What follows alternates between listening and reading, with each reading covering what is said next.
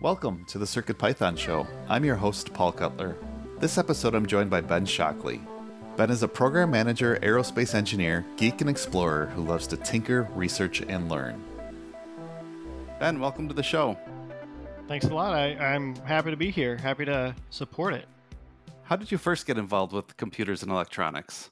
It's been a while, and this may date me, but let's see here. Back in school, I remember the very first real computer experience would be had to be Oregon Trail on the Apple II, and the green screen and everything, and that was just a little bit of usage here and there. I think my real foray into computers started when my parents got one of their very first multimedia computers. I started to really figure out all the different things that you can do with this, and then I started tinkering with it, and after a while, sometimes the computer would, I'd mess it up and family would get mad, and then I'd fix it, of course, and get it back working again. But after that, I think they decided to go ahead and get me my own computer in high school because I think more or less they were tired of me messing with theirs. But so, ever since then, I've just been tinkering with computers and building them myself and, pretty much doing everything I can think of with a computer and enjoying every minute of it.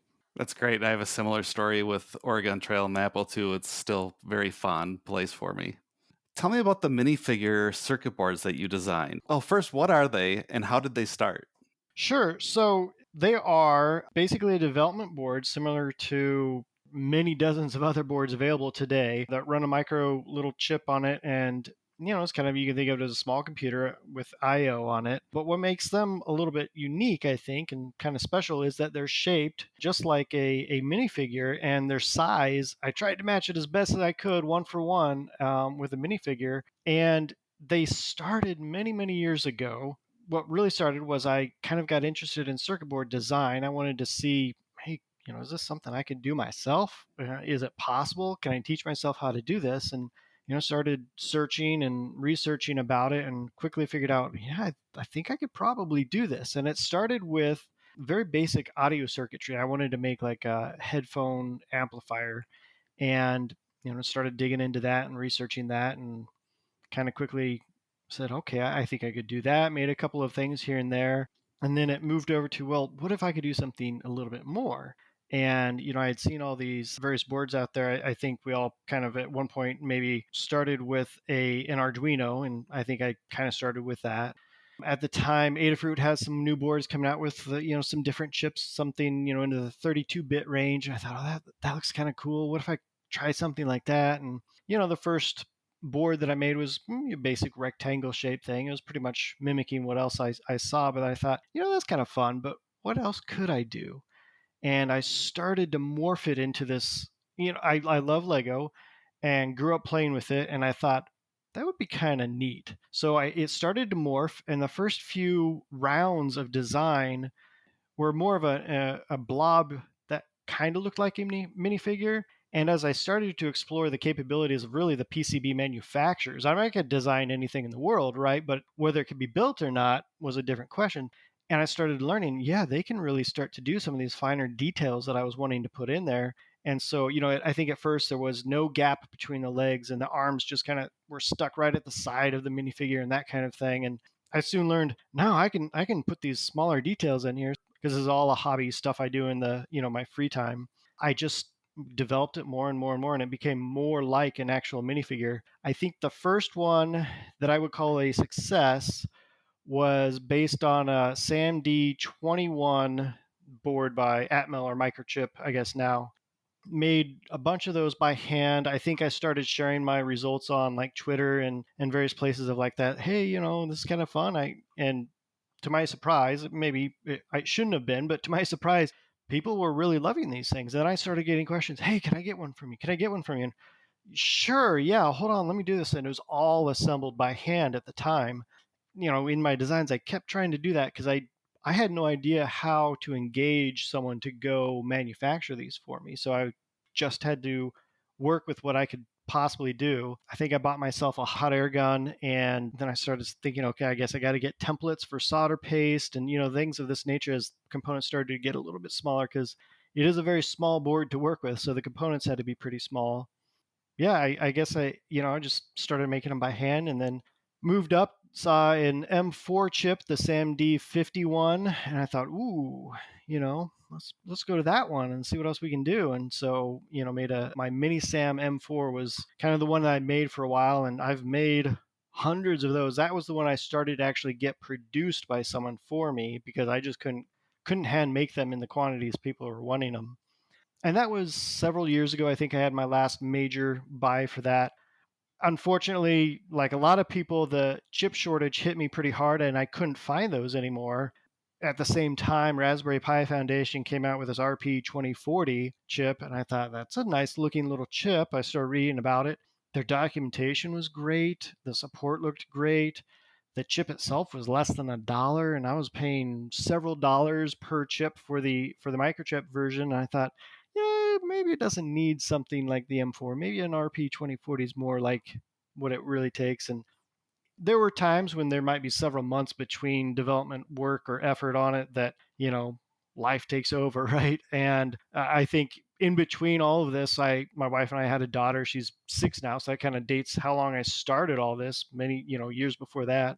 But eventually, I finally picked it up again, and the last couple of months really been running with it, trying to finalize that RP2040 version of the chip, which I named FigPi for semi-obvious reasons. Yeah, it's been again a pretty big hit, I guess, and I've got a few boards on hand that I had assembled, and I think there are about 3 or 4 iterations of prototyping before I got it right, but I'm getting a little bit better at it. How do the two boards compare? Were you able to add any new functionality to the FigPi? Yes, a little bit. I think one of the biggest issues that I had personally with the Minisam M4 was the fact that I just didn't have any good way of putting I/O on there. So it currently has these 1.27 millimeter spaced holes, and they're pretty small.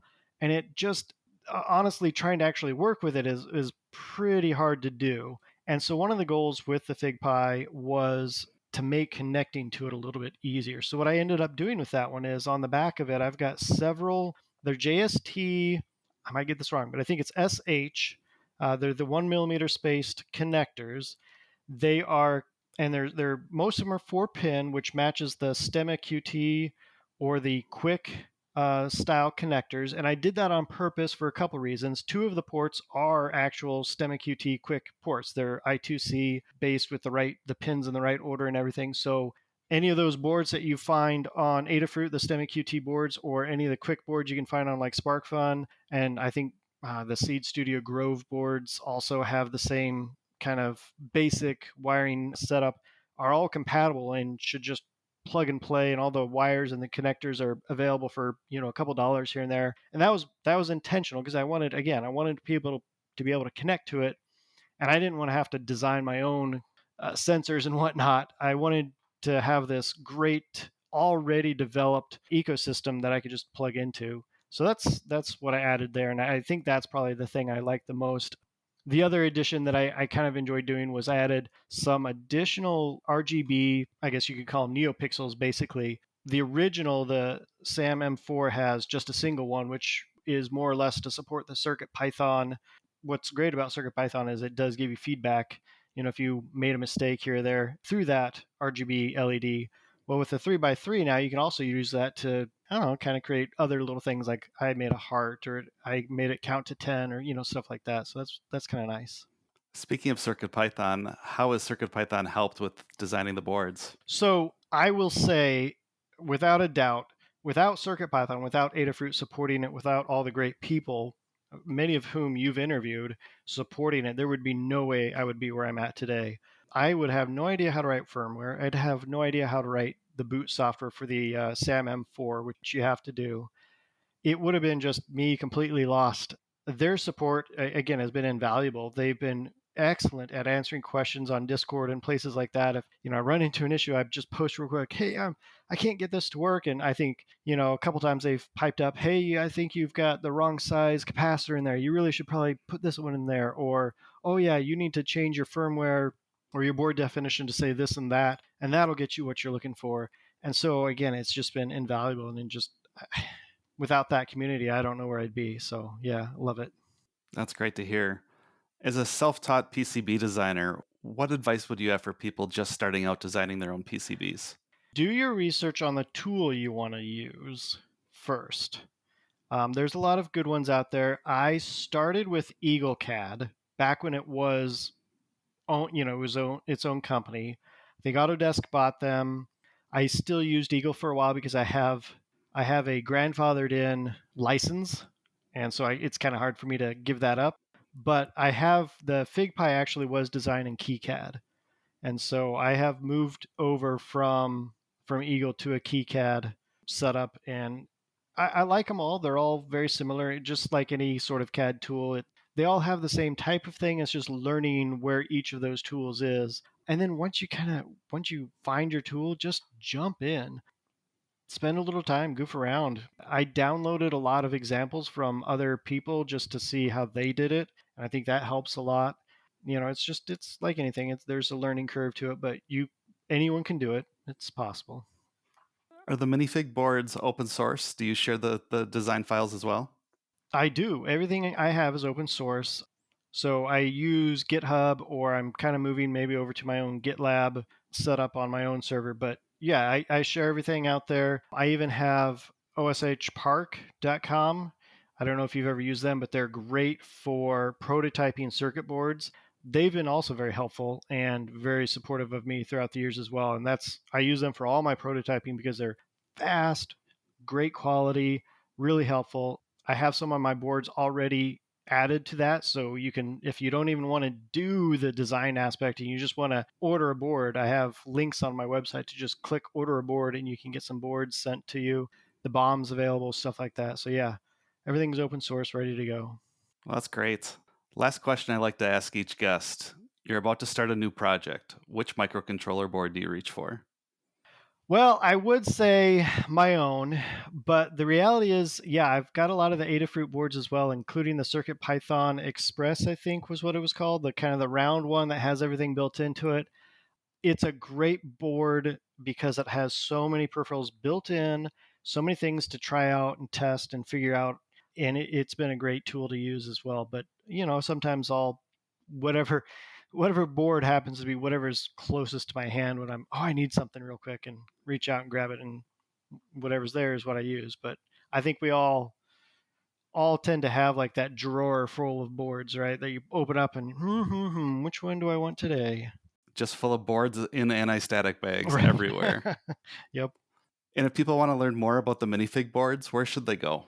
So minifigboards.com is what I'll say is the great place to start. It has details about the boards there. And like I said, it has links there to my GitHub repository, to links to directly to order boards. If you don't want to have to open up a tool to look at the design or whatnot, then you can go directly there to get a board.